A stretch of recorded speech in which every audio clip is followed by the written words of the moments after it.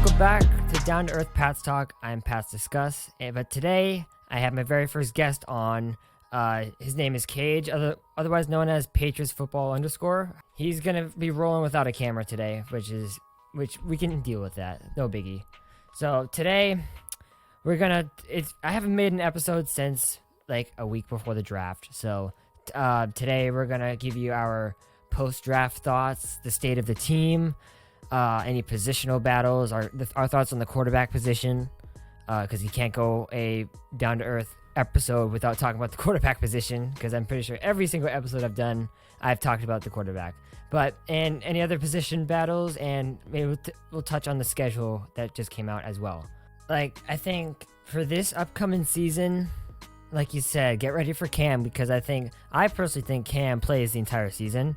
Because, well, at the same time, I've been saying for a while, I think Mac Jones is the most pro-ready quarterback in this draft, aside of maybe Lawrence or Wilson. But that being said, I can't see Belichick playing a rookie. Quarterback, I just can't.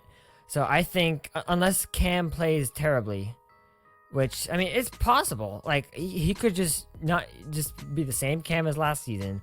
But with this brand new supporting cast, I have a hard time seeing him not being at least better.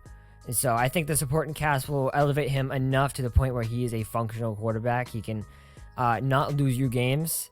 And I think that's going to be good enough for him to start the entire season. And you'll see Mac Jones next season, because I don't think Cam is here beyond this year. At the same time, there's throws that Julio Jones wouldn't have caught from Cam. So, I mean, that argument goes 50-50. You can say that, yeah, he didn't have any weapons, but at the same time, the throws weren't there either half the time. Right. It doesn't. I'm a firm believer in the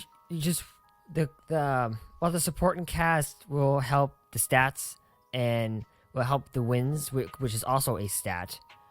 It doesn't mean that quarterback is any better. If you watch the actual quarterback, you can tell which throws are accurate, which ones aren't, which ones are just misreads, which ones aren't, and what does his feet look? How does his arm look? All these other intangibles that a quarterback needs to have to be a good quarterback.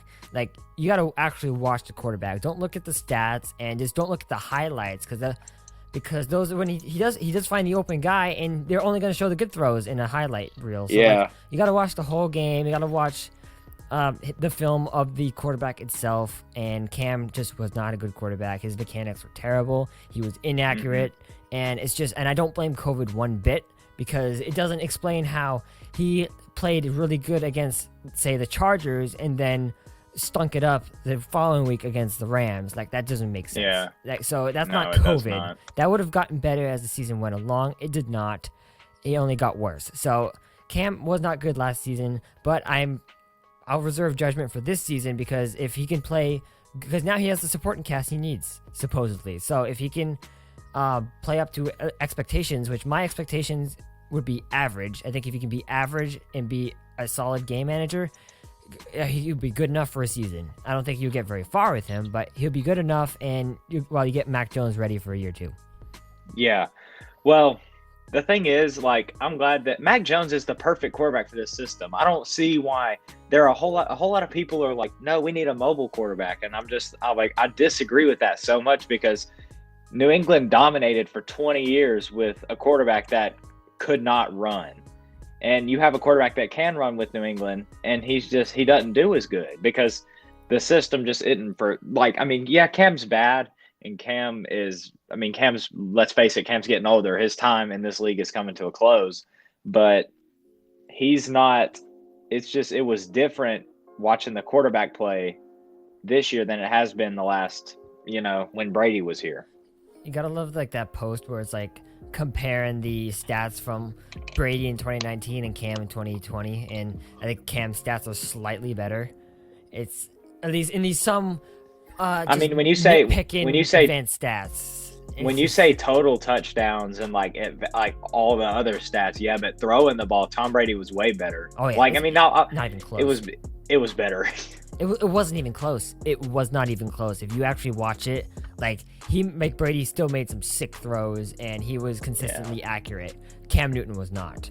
So, I don't think that Tom Brady is still. I mean, obviously you saw it this year because Tampa Bay won the Super Bowl, but you see, I mean, like Tom Brady had a season this year where he played like he was in his like 30s, and it's like we didn't use him. Like you could tell that there was such a boost going from like New England in 2019 to Tampa Bay this in 2020. So I mean, it shows that he still has gas in the tank. We just weren't using him as much as we should have.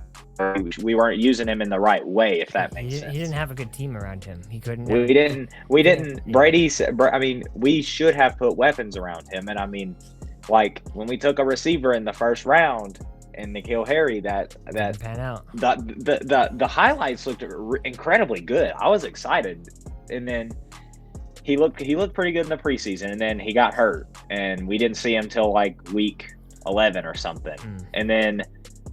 I mean, it just never came to fruition with him. Unfortunately, yeah. Who knows what N'Keal Harry has? Like, he hasn't impressed us much yet. So who's to say it will get any better? But only time will tell. Like, I mean, he has solid trade value just because of his age. Exactly. So like, and that's the thing. Like, remember the trade rumors? Like, if I would, unless you're getting like a 4th round pick, it'd be worth it just to keep him, because at that point it's like if you're getting any less than a 4th round pick, you might as well just hang on to him and see if he can figure it out. So I'm fine with keeping him for because that way if he just doesn't work here and he plays slightly well, his trade value goes up. Right.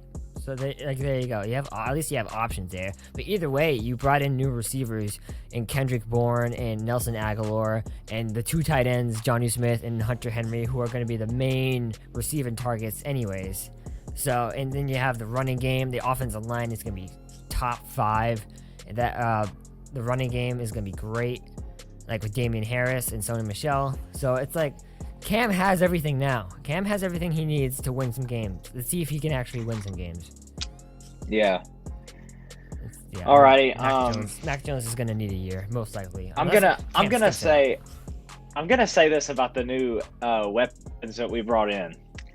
Nelson Aguilar, that one year when Philly went to the Super Bowl, he was good that year, and then he had a couple off years, and then Las Vegas, like this last season, he was there. He played pretty good. He played really well. And Kendrick Bourne isn't bad. Like, he's not. A whole lot of people probably haven't heard the name, but there are a whole lot of good players that are overlooked in this league. Right. I think I like the receivers. I like the receiving core a lot more. I think Nelson Aguilar, he's your deep threat, and he can be a pretty good deep threat. Like, he's not Tyreek Hill, but he's a decent deep threat. You can also play him in the slot too. Kendrick Bourne, you could also, like, you got a lot of options with him, and then you still have Jacoby Myers, who's a nice little slot receiver. Let's see what Gunner has, and Harry. Like, that's not bad. I don't think that's bad. And so, like, even the receivers, like, I know they're not Kenny Golladay or any of these top wide receivers, but it should be good enough. And you pay top dollar for your tight ends anyways. Let me pull up the stats on Jacoby Myers, because I know that there are people out there listening to this, watching this, and they're not big Jacoby Myers people, and because they see one or two or maybe 3 screw ups on his part, and they just define him as those screw ups. In 2020, Jacoby Myers had 59 catches for 729 yards. He didn't have any touchdowns, but like you said, slot receiver, that kind of guy. Right. So He did not play terrible at all. Right. No, he played well. He took a big step in his route running this season. He stepped up. That's the thing. We didn't have anybody, and he was the guy that stepped up for us. Because Edelman played good like week 2, and I thought, okay, Cam and Edelman are going to be a duo, and it was more of Cam and Jacoby that were a duo this year. Because Edelman either wasn't playing good enough, or he was. The injuries really hurt him. But like there were games that Edelman was playing, and he just wasn't playing good. Right. Yeah. It was unfortunate with Edelman, and Myers played well. I'm glad he retired as a Patriot, though. Oh yeah. There's still. It's definitely possible. Like, he possibly could come back and join Tampa Bay, That would, I mean, yeah, I doubt that happens. The likelihood of that happening is so slim to me. But if that were to happen, that would make me incredibly, like, that would upset me. Yeah, like with Edelman, it's a little different from Gronk because Edelman's got a real injury that's keeping him from playing football. Gronk was just beat up. He had some he had stuff. Gronk took a. He took more of a mental beating, to be perfectly honest. So yeah. It's like, and then he found his CBD stuff or whatever, and then Brady left New England. And I'm like, oh, okay, you know what? Why not? Let's go back. And he came back, and the rest is history. Edelman, like if his knee was healthy enough to play, he'd still play. And if it's not going to be healthy in one offseason, like I doubt it's going to be healthy in 2 or 3. So I highly doubt he'll be back. But I am happy he did retire as a Patriot. Like you said, Gronk just needed a year off. He just had to relax for a little bit and like kind of breathe for a second. And he's like, okay, I'm good to go. Because I mean, tight end is a really like difficult position. I mean, it's like physically, it's a very hard position to play. Right. Because you're going over the middle and you're doing all of this stuff. And I mean, as a tight end, Gronk lined up out wide a couple times, but I mean, if you're a tight end, it's really not normal to do that. Like, yeah, with this season, with the new tight ends we have, you're gonna have a lot more like middle of the field routes with those tight ends, and then then you're gonna have like Aguilar and Harry as like your perimeter guys. That's not too bad, and we'll see what Harry's got. And then you got Bourne in the slot, and Bourne and Myers and Gunner who can all trade in the slot, or even the tight ends can go out wide. Like, you got a lot of options here, a lot more than you did have. That's for damn sure. So like, this offense should definitely look a lot better this season. Yeah. So what about the schedule? Like, let's take it that. Let's make I want to go week by week, and we need to come up with a record prediction. Yeah, I glanced. I had a question today about it, and I kind of glanced over it and just gave like a quickie record prediction. Alrighty. I don't normally put my prediction until like after preseason, but we can do it now. Week 1, Dolphins. Alrighty, Miami. I say that we're at our place doing this one, and the trend is like we always lose to Miami once a year and we always beat them once a year. So this is the week right here we beat them. I think we start 1-0. Yeah, I think it'll be a repeat of last year. We'll beat them week 1. Week Definitely. 2. Week 2 we got the Jets. We're beating the Jets. That's for sure. I don't see. Yeah. We're 2-0 now. Saints at home. Gosh, this is a difficult one. I say win because I'm not too worried about them. You say win. You say that we're moving on. Right, they did lose Breeze, but the defense is there. I mean, I don't know. I guess that could go either way, but I do think like it is home. They don't know what they're. We have the fans are coming back.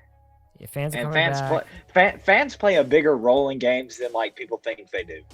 Then they lost their quarterback. So they've had to shave off 3-0. They've had to shave off some talent because of cap issues. I think that'll be fine. I think we should win that. Okay. We could lose it. I think we should win that. Alrighty. So we beat New Orleans. Tampa Bay, the Super Bowl that is not the Super Bowl. Yeah. This game is going to be amazing. This game is going to be awesome either way it goes. Mm-hmm. Because I think Bill and Josh McDaniels, they're going to bring everything they can to the table for this one. They're going to break out everything. It's going to be awesome. That's the thing. Like my initial like thought when I see that game is that like Tampa's winning it, but at the same time, you'd have to think that Bill and McDaniels will put everything into this game. Like not like they don't in like with other games too, but you know what I mean. They might go the extra step with this one. They might treat it like a Super Bowl. They've worked. I don't know. Bill has been with Tom Brady for 20 years, so I mean, Bill knows Brady's weaknesses. Even while Brady is like at such an experienced level in the league, I mean, Bill still. We're all human, so I mean, we all have weaknesses. So, and I think Bill is going to do his best to exploit them, but I'll give it a loss. Unfortunately, we're going to fall to 3-1 right here. Yeah, and we're going to take the loss here. Yeah, Texans. I'm gonna go ahead and say we're 4-1 right here. That's a W. We have to beat them. I don't think Watson's playing this year. So even if he does, I say that we're gonna beat them here anyway because they're not. I mean, they're nothing anymore because J.J. Watt's not there. Even though J.J. Watt plays a bigger role than people think, but yeah, I think that's a win. Week 6 that's just against the Dallas. Texans are such a beat up program. Like they've been through it. So yeah, Terrible. we're 4-1. Yeah. Week 6. I hate Dallas. I hate Dallas with a firing passion. So we're 5-1. That's a W. I don't need to explain why I don't like them. We're beating the Jets again. We've gotten that down too. Chargers. This will be interesting because Justin Herbert is like people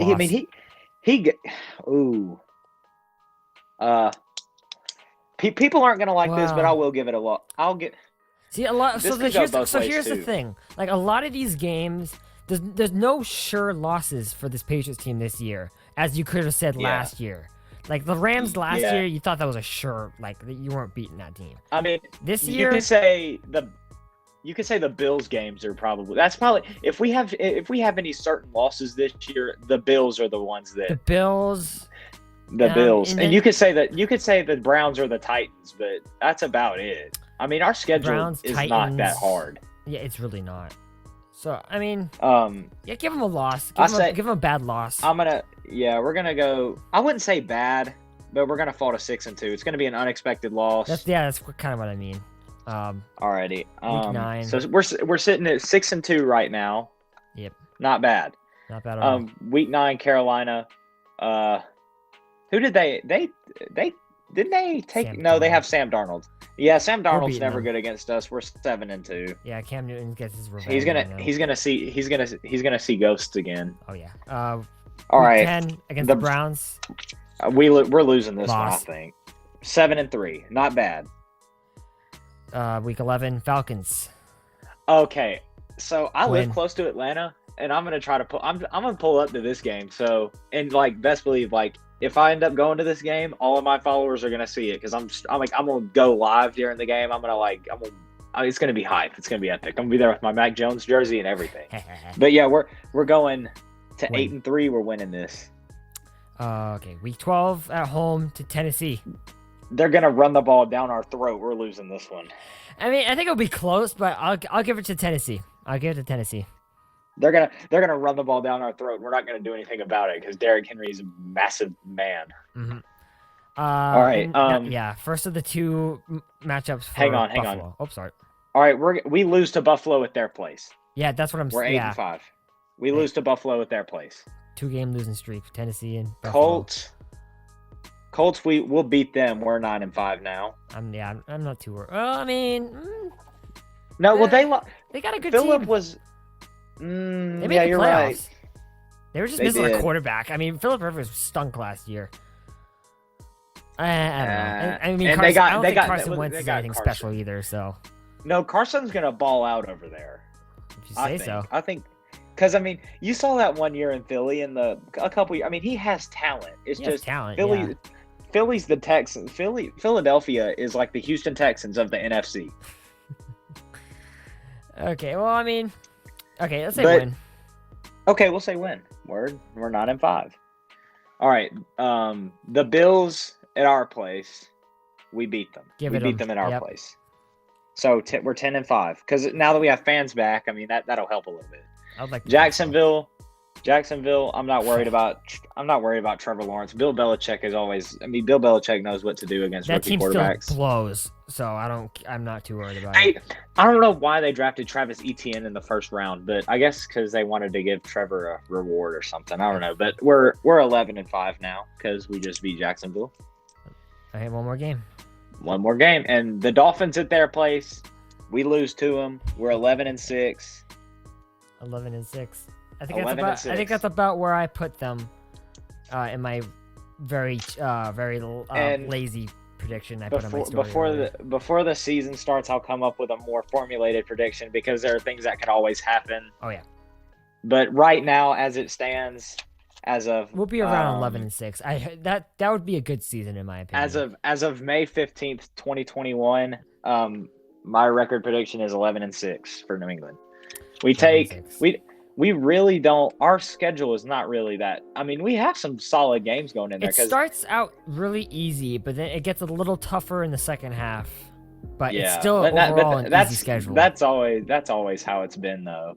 Yeah. Because that 1 year we were like 8-0, and then we had to play Baltimore, and then we played a bunch of harder teams after that. 2019, yeah, that was a fake 12-4. Fake. That was a fake 12-4. There was another fake 12-4 team this year. Who was it? I don't remember. It was the Steelers. That's who it was. Because they started like undefeated till like week 12 or something. And then they lost to Washington, and then the Bengals beat them, and then they got smoked in the playoffs. Nothing gives me more joy than seeing Pittsburgh suffer. I hate Pittsburgh so much. I was cheering on the Browns so hard that game. I was like, I mean, if we're not here, I'm gonna hope our enemy gets taken down. Right. I didn't even expect it.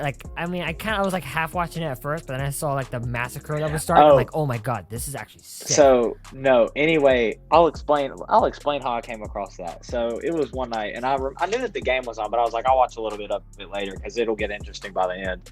And so. And I was actually busy doing stuff around the house at this time, and so I get finished. I'm like, all right, I'm gonna watch this game now.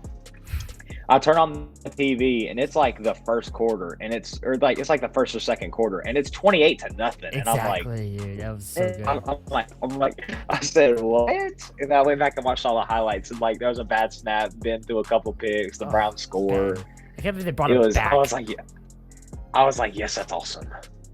They brought the dude back too. I mean, I guess it's fine they brought him back, because do they even have a successor? They have freaking Mason Rudolph and Dwayne Haskins. So I don't really know what the hell they're doing at quarterback. I don't like Dwayne Haskins. I'm not a big Dwayne Haskins sucks. guy. He's not I good. didn't like him. I didn't like him before that. I didn't like him before he got to the NFL. Because I mean, he had that one good year, and he was like a sophomore or something. He was just like, "Yeah, I'm gonna go to the NFL." He was way too. I mean, he ought to have played another season. He came in as a sophomore. No, I can't. Hang on. Let me look that up. That's true. That's crazy.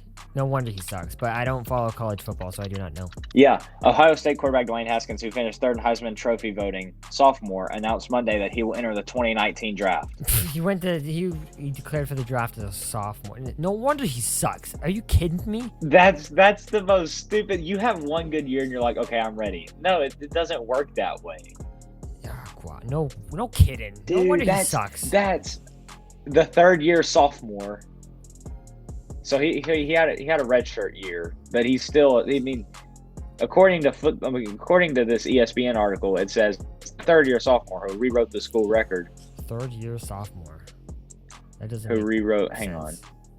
It does not at all. That's crazy. Third years. Like every other kid your age is going to class, and or every other guy your age is going to class, and you're practicing for an NFL. But that's not. That was stupid. I don't like that. Yeah. Well, anyways, who knows about their top quarterback 10 position? too. I mean, they're handling that quarterback position better than we did ours. I'll tell you that much. Yeah. Because fact. I mean, holy crap! Because I remember talking. I was listening to old podcasts when we found out that Brady was leaving. I remember saying it's probably best for both worlds, both sides. Brady, he wants to go win now, and the Patriots need to rebuild. It's probably for the best. And I bought into them possibly being smart and having a plan at the most important position on the field, the most winningest franchise in NFL, in the last few decades, to have a plan at the most important position. After having a legendary quarterback, was it far-fetched for me to think that was possible? And I obviously bought into the Stidham hype. Okay, the next guy's Belichick's guy is Stidham. He's the next guy. Let's see how it goes. And I never bought into the Stidham hype. Then here comes Cam, and they both suck. And it's wow, you really let Brady walk for these two stiffs, and you did not have a plan whatsoever. And now we have Mac Jones, so now it looks fine. But we shouldn't even be at this point. We should have already had the next guy in the building, and this should be his second year, as a starter. I would have settled for Ryan Fitzpatrick last season. I would have, honestly. I mean, he was on like he was, okay. he wasn't. I'll free say agent, this. So I mean, I know what you I mean. expected what I expected us to do. I expected us honestly to take Jordan Love with pick 23, and then we go from there because. I mean, he was a solid. I mean, he's a solid quarterback. I mean, from in the draft he was, and then we traded down, and then the Packers took him, and that just, and then I'm like, and before the draft, I mean, there were some good quarterbacks on the market, and there were still good quarterbacks on the market after the draft, and we were just like, Cam Newton. It's like I expected us to draft someone probably like the second, third, or even another fourth rounder just for competition for Stidham. Because again, I bought into the Stidham stuff. I bought into the crap because I figured Bill and the Patriots were smart enough to have the next guy ready when they're gonna let Tom Brady walk, and they didn't. And it's it's unfortunate. They did not. And I know, it's like we're beating a dead horse because it's been 2 years, but it's like you cannot overlook like what they had to do. Like, you shouldn't even have to have taken like this court like Mac Jones. He shouldn't be on the team because he should have already had your guy. Like think back to 2018. Like here's a good second guess. Like should you have taken Lamar Jackson instead of the freaking running back? Yes, we should. Yes, 100%. No, yeah, okay, that's a good argument. It's a fair second guess. We had 2 first rounds. We had 2 first round picks that year, and we took Isaiah Wynn, and he's solid. He's good. He's been playing really. He's been playing good. And then we took Sony, and Sony's plays good, but he's just injury. He's just another guy. Like he's good. He's just another guy. He's nothing special. So it's like. And then Lamar was on the board. Lamar was on the board both times. Like I mean, like would you trade a running back for a quarterback? And some people like to argue we didn't need a quarterback. Well, I beg to differ because it sounds like in that book or in reports or whatever, I forget exactly, but like Brady wanted out after the 2017 Super Bowl. Like after the Eagles Super Bowl, he wanted out. He went up to Kraft and said he wanted out. And so when that happens, you got to at least prepare for the next guy. So like you got to get the next guy. So it's like even like Lamar, like whether it was Lamar that year or someone else the year before, like you got to get someone. Yeah. Well, like I mean, even with those reports going around saying Tom Brady wanted out, like he won a Super Bowl when he wanted out, like right. Apparently. Like I mean, that's how special part of me wants to say, I mean, I guess that's just the love he has for the guys around him. Like I mean, like even if he wanted out, he's not like this a-hole like Aaron Rodgers or Deshaun Watson who's going to shoot himself out of town. Like he's like I wouldn't even say like diva. You could call them divas, but like he's not a jackass. He's actually gonna like go to the owner and say he wants, and they adjusted his contract so he has no franchise tag. Like they did him a solid. Like he actually went to them, talked to him about it, and they did him a solid to give him his freedom to test the market. And so like he didn't have this whole war. I mean like behind the scenes he wanted a contract, he wanted long-term security, and they wouldn't give it to him. They wanted to go year to year. So like Brady didn't want that, and you knew Brady like.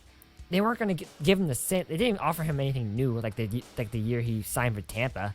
So it's like, it's not like this really came of that much of a surprise to them. They had to have known that he was thinking of moving on. Like, and you have no backup plan. It's inexcusable to be perfectly honest. So, well, I'll say this: like Tom Brady winning that Super Bowl. Oh yeah. Oh, okay. Here's what I was about to say. The reason. I think like you have the Aaron Rodgers out there and the Deshaun Watsons, and they're both great players. I'm not discounting them on their like being able to play the game one bit. But I'll say this: Brady understands that he is not the boss. He has people that have authority like over him and over the team, and he knows that. Oh, I just work for these guys, so I got to go tell them what I want. And I mean, he did it that way. They can either give it to him or not. Like he wasn't difficult about it, and I mean, even if they didn't give him what he wanted right away, and he was like, "All right, that's fine." And I mean, he's looking at. I mean, look at him now. I mean, he's just. And I mean, honestly, by the time it's all said and done, I think he'll sign a one-day contract with us and retire that way. That'd be nice. Yeah, but I mean, even if he doesn't. His career, I mean, people will say, I mean, his most recent time will be in Tampa, but his career will be remembered for by New England because he's not going to spend another 20 years in Tampa Bay. You think not? So I mean, yeah, I think that there's no way that Tom Brady plays when he's 60 years old. That's impossible. Like he'll be I mean, there's going to be some kid out there. He's like, hey, let's go watch Grandpa play or something like that. There's no way that he plays in his 60s. I mean, if they keep softening up these rules, then maybe. But anyways, like, I think like no, I don't. Even if they don't, he's just going to start throwing the ball. He's going to just go to the coach when he's 60 years old. He's just going to want more quick game. That's all that's going to be. Pretty much. So like, I mean, it will always be a fair second guess. Like in that 2018 draft, should you have drafted Lamar Jackson? You can argue scheme fit, but like I'm not too worried about a scheme fit because like you tailor your offense to whatever the quarterback's good at. They did it to Brady, they could do it to Lamar Jackson or Justin Fields or whoever.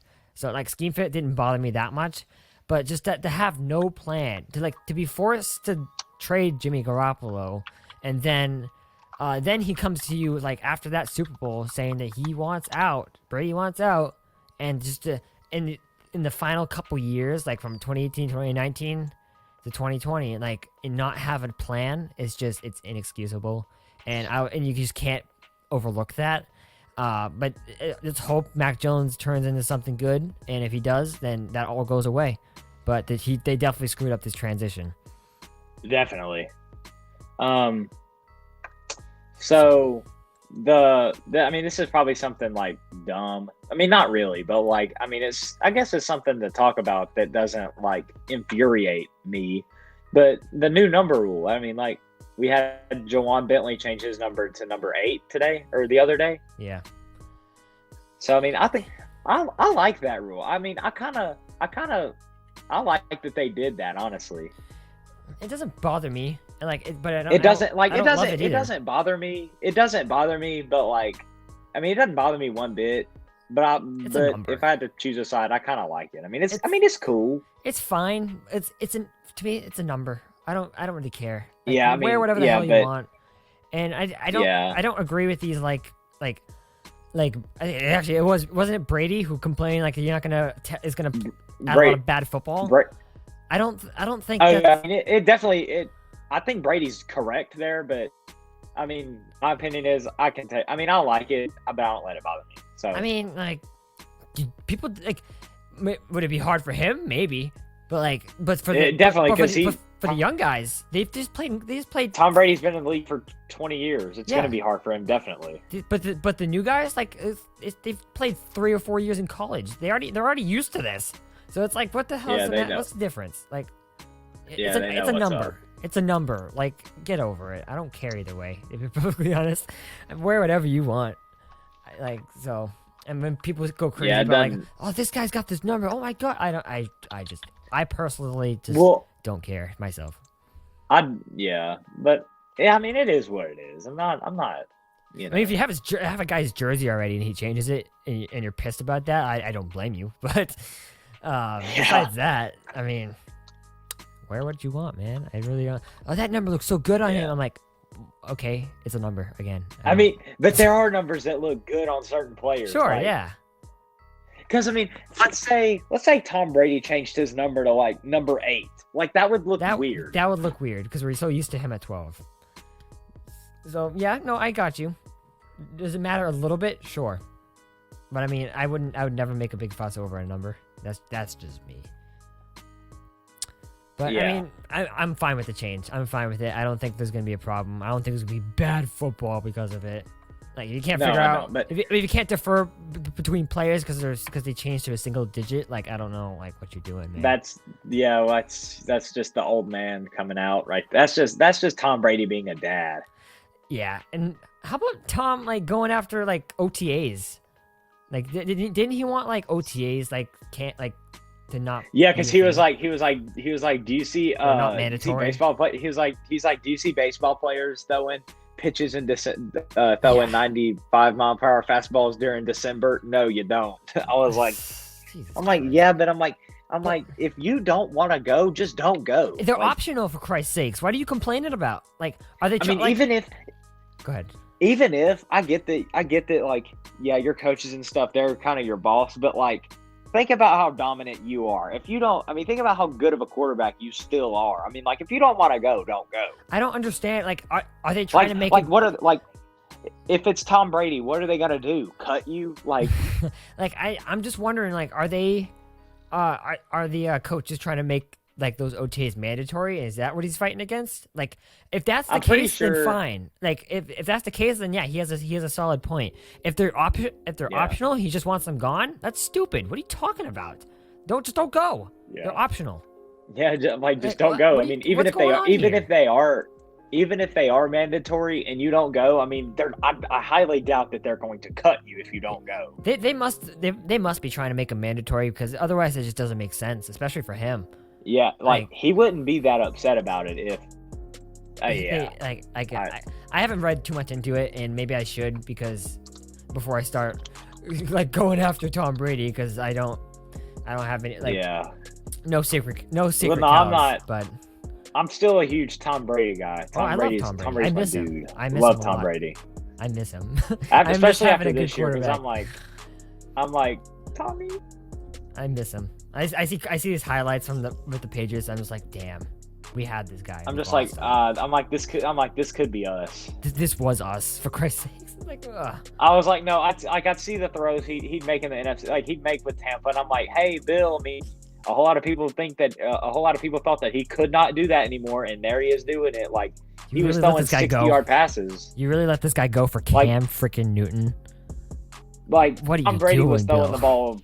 Tom Brady was throwing the ball 50, 60 yards on some plays. I mean, he still got it. Just pay the man. I don't care if he's 49. Just pay him. He can still play right now. So. Well, we didn't have any cap space last year. I know, but if you didn't franchise Joe Tooney, you would have had enough money for it. So I'm not. Oh yeah, you're right. Which I would say, trust me, I love Joe Tooney, but like I would have sacrificed him for Tom Brady. I would sacrifice just about anybody probably. So, anyways, but like we talked a lot of Tom Brady today. Is there any final thoughts you got on like the team and going into this season? I'm excited. I mean, even if Cam's the starter, I still think that he'll improve quite a bit, and it's going to be fun to see Cam Newton playing well, because Cam Newton brings a whole lot of energy. But if he doesn't, we have Mac Jones to fall on, and if we don't play Mac Jones this season, which probably won't happen. We still have preseason to kind of see what Mac Jones is about, and then next season, Mac Jones will probably end up being the starter. Here's the hoping. I mean, I can't imagine Cam could play any worse. Like, if Cam still sucks with this supporting cast, then good God, but he definitely cannot play any worse than he did last year. So I expect him. I expect him to improve. I expect him to be a decent player. And here's the hope, and he is. And that's the best case scenario, is that he's... Because Cam didn't have the... I mean, he didn't really have much of a supporting cast at Carroll. I mean, he had kind of the same scale receivers as he's going to have this year. I mean, he had receivers that you would know of, but you wouldn't consider them superstars. He was elite in 2015. That's for damn sure. Yeah. And he didn't have... I mean, he had guys that you knew of, but, like, they weren't superstars. Right. And, like... He didn't have, in my opinion, he wasn't really much of an elite quarterback for most of his career. He was in 2015. There's no denying that. But before and after, I didn't think he was. I thought he was kind of overrated, but that was just me. I thought he was still a good quarterback. Like I was never saying he was bad. He definitely wasn't bad. But last year he was bad. Sure. So I mean, in best case scenario right now is that he improves and has a good season, and we have a good successful year. Like may not be Super Bowl, but the expectations should be like contend for the division and maybe win a playoff game. So if we can do all that with Cam Newton, and then we can have a smooth transition to Mac Jones in the offseason, that's the perfect scenario right there. So that's what we're hoping for. Mm-hmm. Well, man, you got anything else? That's all I got. So alrighty. Thank you guys for listening. Thank you guys for listening very much. Check out. It's been very epic. Follow his account, Patriots Football _ and keep an eye out for his podcast coming out in the future. And if you're coming from his page, check out Down to Earth Pats Talk. I come on every so often, and just to talk some whatever's on my mind about the Patriots. And check out Yo Soy Fiesta podcast with me and a few other pages that we do every so often. We'd love to have you on. So Thank you for Alrighty, listening. I'd be glad to join in one day. Yep. Thank you for listening. Thank you for coming on. Really appreciate it. Oh yeah, it's awesome, man. I enjoyed it. And we'll talk to you guys later. All right. See you later. See y'all.